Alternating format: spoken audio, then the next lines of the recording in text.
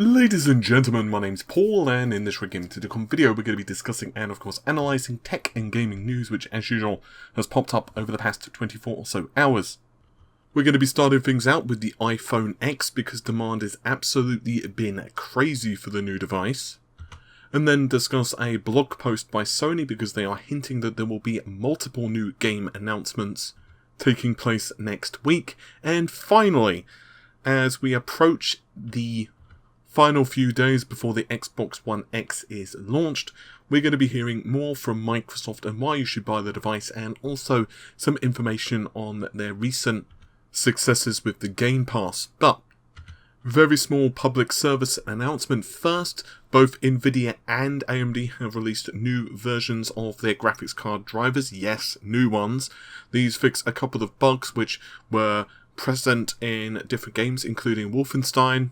So if you've not updated your drivers within the past 24-ish or so hours, then I'd suggest that you go out and do just that. Second thing, I'd like to also extend a thanks to another Paul for actually sending me a copy of Wolfenstein 2, The New Colossus.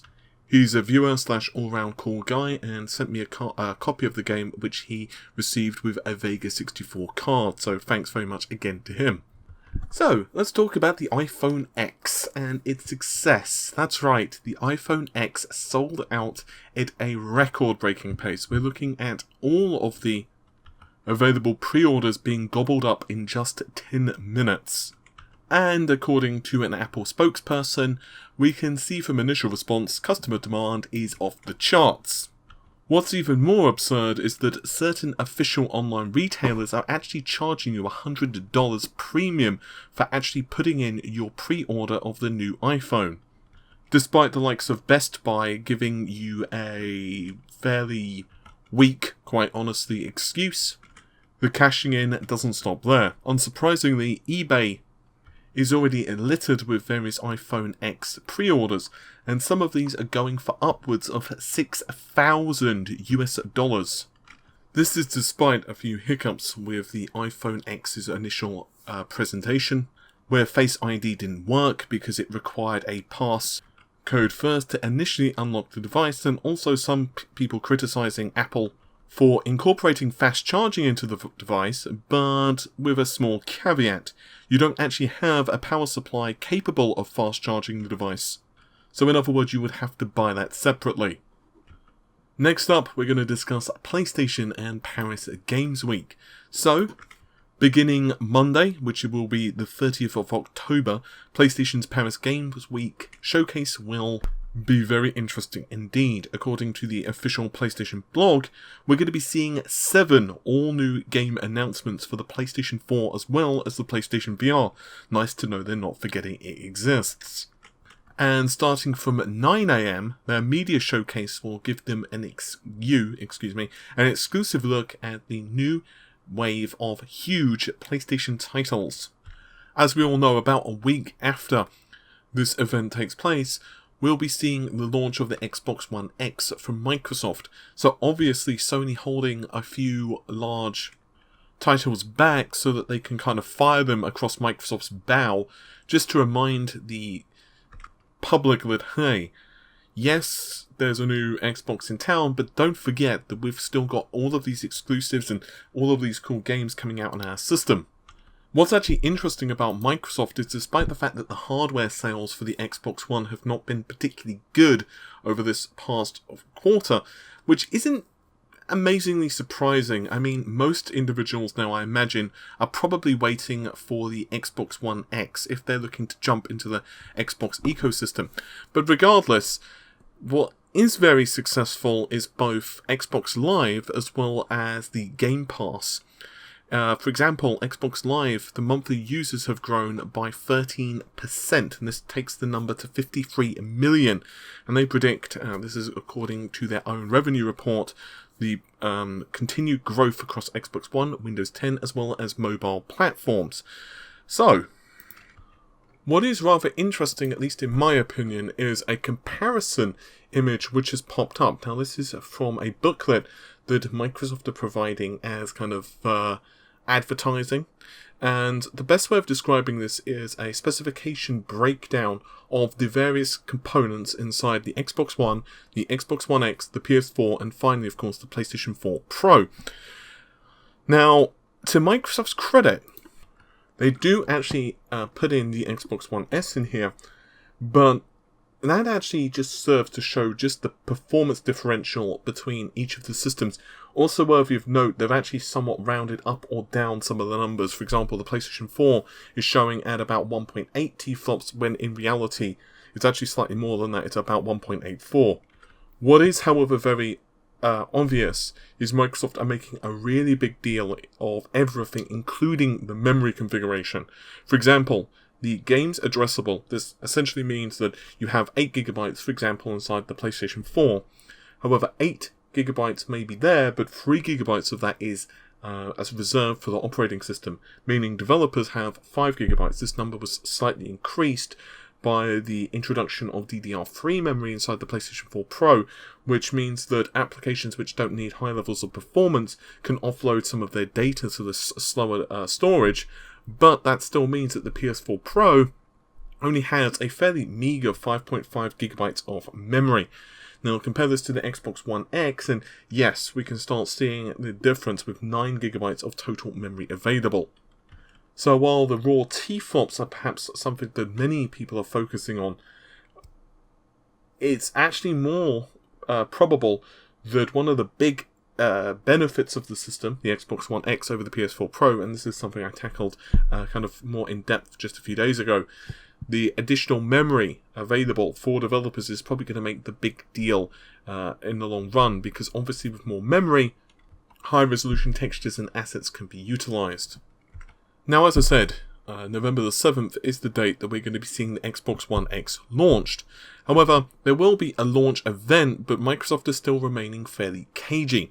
However, as an interview which has popped up from VentureBeat, where Albert Penello gives us a bit of insight into what he hopes people are going to perceive the Xbox One X to be, and perhaps some of his hopes for success. Now, this is a pretty lengthy interview, so I will link the appropriate article in the video description. One of the things he did do is immediately double down on the fact that they've had the fastest pre-order sales they've ever had, and this of course really took place when they announced Scorpio back at Gamescom. He also goes at great lengths to remind people that they are going to be allowing original Xbox titles to come back and be compatible with the Xbox One, Xbox One S, and of course the Xbox One X. And these internal resolutions are going to be either 4 or 16 times higher than what the original Xbox could render them on. And on top of that, they're not just upscaling them either. According to Albert, he reaffirms what the actual development team behind the backwards compatibility has said, and has pointed out that they're going to actually be improving the rendering of the games via the emulator themselves. What is rather interesting, however, is the Xbox 360 games. Now, I'm going to read this out verbatim because I find it rather curious, but the capabilities of the X360 were really amazing, and in some cases developers exceeded the capacity of the displays we had at the time. There are textures and artwork in some games that could never be displayed back in the day. We've used the same technology we're using for our Xbox original games to increase the resolution of a handful of Xbox 360 games, and in some cases add wide color gamut, and HDR. The artwork was actually authored in 10-bit color, but couldn't be displayed on an Xbox 360. We've enabled that for the Xbox One X. So Oblivion, Fallout, Assassin's Creed, and Halo 3 for the Xbox 360 will be getting free upgrades to enable this higher resolution. So what about the Nintendo Switch? To be honest with you, and this is definitely a topic in and of itself, but one thing I do really like about the Switch is its focus on single-player games. Now, at the moment, the industry is going absolutely crazy and people are pretty annoyed with the shutdown of Visceral and, of course, the subsequent destruction of a single-player Star Wars game, which, okay, it was pretty early footage, I'll grant you, but it did look rather promising. So one area that Microsoft and Sony are certainly at the mercy of developers Less so Sony, because of course they do have the Uncharted's and the infamous titles. For example, is an awful lot of multiplayer focused games. So with the Switch, there's definitely a lot of interest from either seasoned gamers who are a bit older, or perhaps people who don't really care so much about the online aspect but just want to play games. And we're of course seeing games such as Zelda and Mario just score off the charts at the moment. So what does Albert Penello feel the Xbox One X can do about that? Well, he says, talking to people in the press and all the feedback we've got in any news about the Xbox One X drives a lot of courage, a lot of interest. I get that pretty consistently from people I know in the industry. Every time they do a story on the Xbox One X, it drives huge traffic, and the pre-orders were, again, not only the fastest, but also the most for anything we've ever released. I'm feeling like we're going to have stock problems. Over the holidays, it's going to be a must-have item. Knock on wood, but I'm confident in our ability to sell a good volume of this, end quote. Now, don't forget that the Xbox One X is a premium product. This is not priced at the same levels of the Nintendo Switch. So to be honest, I expect the Switch to probably outsell the Xbox One X, assuming Nintendo can have a pretty decent number of systems available on store shelves. And to be fair to Nintendo, I will say that it's not as difficult now to pick up a Switch. In fact, I can go to most websites at the moment, at least in the United Kingdom, and at least see that they have one or two models of the Switch available. Or should I say, one or two bundles of the Switch available. It may not have the best game with it, or perhaps even the colour that you want, but you could technically buy a Switch. This is considerably better than what you were able to do at launch or several weeks ago. So what do you think? Are you going to be picking up an Xbox One X? Obviously, pricing certainly puts it out of the realms of an impulse purchase for many individuals, but if you're looking to play the cross-platform titles at the highest resolution, the best frame rates and the best graphics, short of a PC of course, then an Xbox One X is a compelling purchase.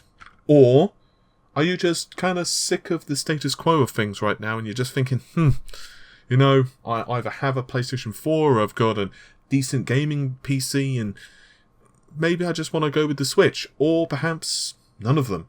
To be honest with you, no matter what console you've got at the moment or gaming device as a whole, for example, let's say all you've got is a PC, you're not in a bad state of affairs really, are you? You've got not only Wolfenstein, Shadow of War, Assassin's Creed, which have been released within a very short period of time from one another. Oh, and that's not including other games, for example, The Evil Within 2, and many other AAA titles, but you've also got a plethora of indie games as well. So quite honestly, if you're a PC gamer, or you're a PlayStation 4 gamer, or an Xbox One gamer, there is a very good argument to be had to just stick with what you've got for now and just enjoy all the games. After all, unfortunately, or perhaps fortunately, depending on your perspective, this is going to be a very bloody expensive Christmas. I mean, if you're looking to pick up every single game here, you're looking at several $100 US, obviously depending upon your tastes. With all of that said, hopefully you've enjoyed the video. I'll see you soon. Take care. Bye for now.